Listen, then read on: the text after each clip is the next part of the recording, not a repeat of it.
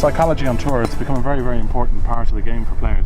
It has, absolutely. It's grown from what was a very new field sort of 10 years ago into something that now most of the boys are doing, and I think it gives most of them a good boost in the right direction.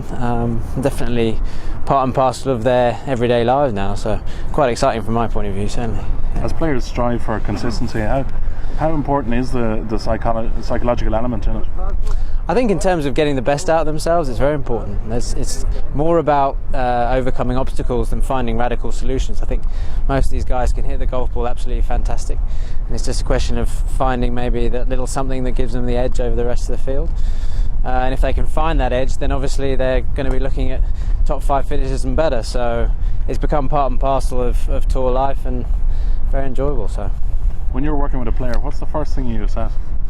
I think the starting point is always the player. There's no blanket way of doing anything, but I want to find out as much as possible about where they want to go and how they intend to get there, where they feel they've been good in the past, and if you can find that out, then you're halfway there really in terms of replicating it. Why do so many top players seem to lose their game every once in a while?